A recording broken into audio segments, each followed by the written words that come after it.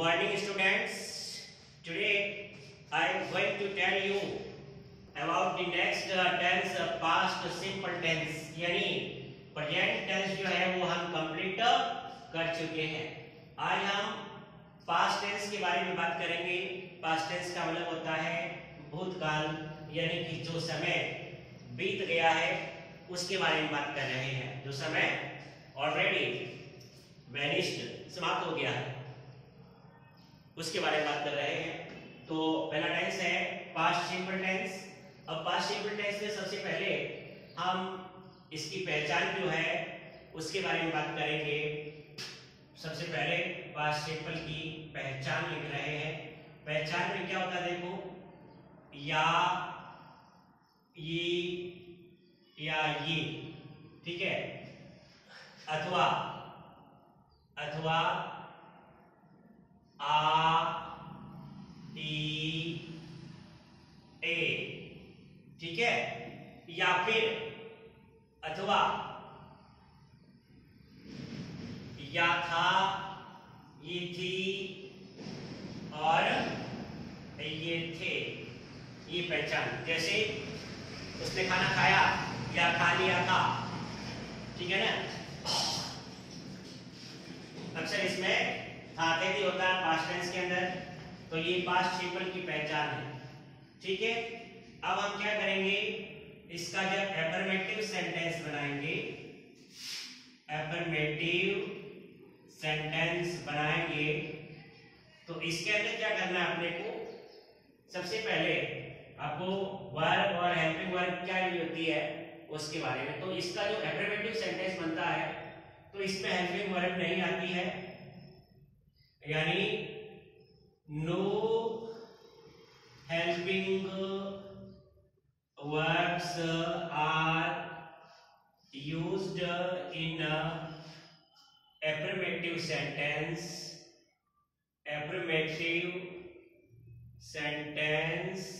of past simple tense। यानी कि past simple tense का affirmative sentence जब बनता है तो उसके अंदर किसी तरह की कोई हेल्पिंग वर्ब जो है वो यूज नहीं होगी। ये बात आप विशेष नोट रखें। उसके बाद से इसकी वर्ब की बात आती है तो पास्ट सिंपल के अंदर V2 का प्रयोग होता है एफर्मेटिव सेंटेंस के अंदर।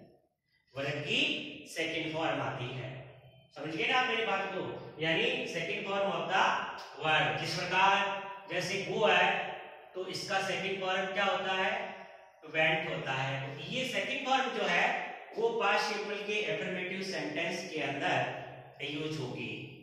अब हम सबसे पहले इसका जो स्ट्रक्चर बनता है एफर्मेटिव सेंटेंस का उसके बारे में बात कर रहे हैं। तो सब्जेक्ट प्लस वर्ब की second form plus object plus other object plus time, ये चीज आ जाती है इसके अंदर, ठीक है ना। सब्जेक्ट वर्ब की second form object plus other object plus type, ये पॉइंट आ जाता है यहाँ पर, ठीक है। अब इसका हम सेंटेंस बनाते हैं। जैसे कि पहला सेंटेंस हमने आपके सामने रखा कि राधा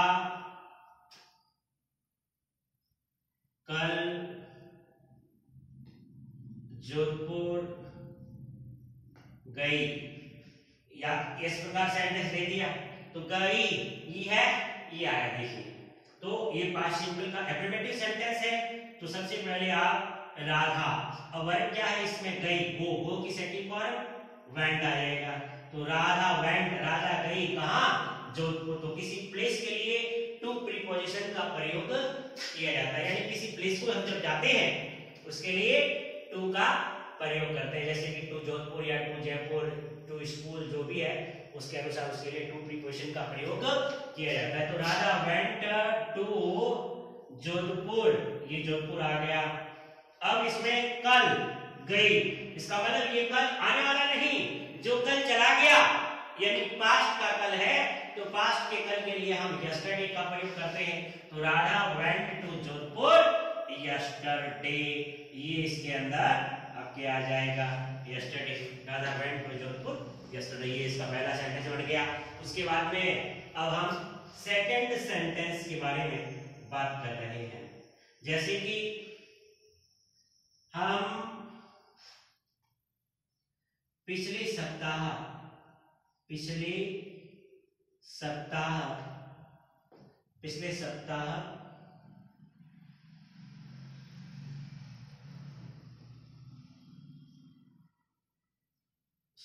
हमने पिछले सप्ताह अंग्रेजी याद की थी। ये पास्ट सिंपल। हमने वी वर्ब क्या है याद करना, लर्न की थर्ड फॉर्म क्या होता है, सेकंड फॉर्म। देखिए फर्स्ट फॉर्म लर्न है, सेकंड फॉर्म होता है इसका लर्न, और थर्ड फॉर्म में इसका क्या होगा, लर्न होगा। ये फर्स्ट, ये सेकंड, और ये इसका कौन सा फॉर्म हो जाता है, थर्ड फॉर्म हो जाता है। तो क्या होगा, वी लर्नड इंग्लिश, हमने अंग्रेजी याद की थी कब, पिछले सप्ताह, यानी लास्ट वीक। ये इसका सेंटेंस बन गया सेकंड। तो ये इस तरीके से इसका एफर्मेटिव सेंटेंस जो है वो बनता है। अब हम बात करते हैं इसके नेगेटिव सेंटेंस की। कौन से सेंटेंस की बात करते हैं, नेगेटिव सेंटेंस की। सबसे पहले आप इसको नोट डाउन कर लें अपनी नोटबुक के अंदर, और अब हम इसके नेगेटिव की बात कर रहे हैं। नेगेटिव में पहचान तो यही है, बात केवल इतनी है कि इसके अंदर नहीं लिखा हुआ आएगा।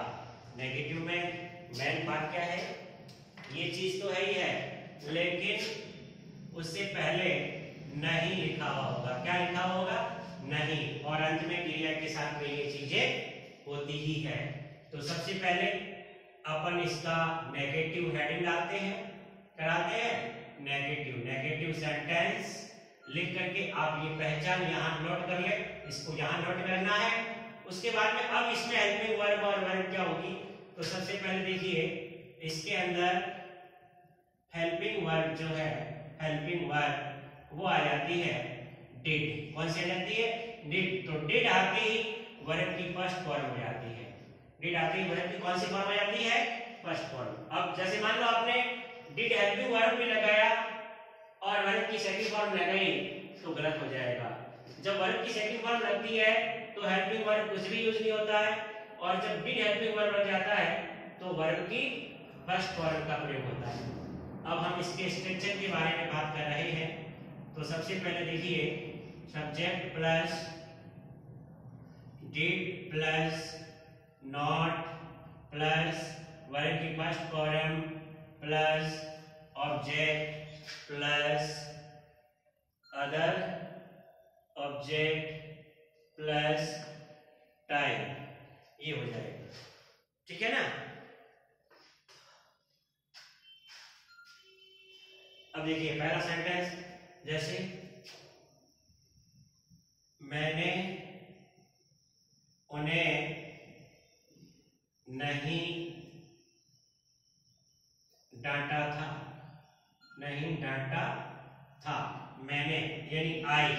अब नहीं तो डिड आ जाएगा, आई डिड नॉट, वर्ब क्या है, डांटना, scold, I did not scold, first form आएगी उन्हें यानी देम, और उसके बाद में अपन फुल स्टॉप लगा देंगे। समझ गए आप मेरी बात को।